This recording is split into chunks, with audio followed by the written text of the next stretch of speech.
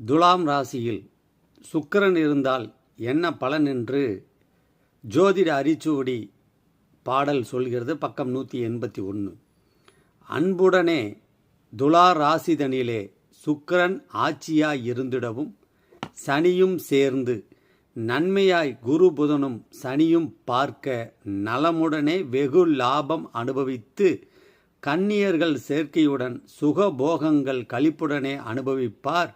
குறையுறாமல் விண்ணமுடன் பருதி சேர்ந்திட்டாலே விதவிதமாய் வேதனை வந்தெய்தும் பாரே என்கிறார். துலாத்தில் சுக்கிரன் ஆட்சி பெற்றிருந்தால் அவரை குரு புதனும் சனியும் பார்த்தால் நல்ல பலன்கள். ஆனால் செவ்வாய் பகவானும் சனி பகவானும் சேர்ந்திருந்தால் விதவிதமாய் வேதனை வந்தெய்தும் பாரே என்கிறார்.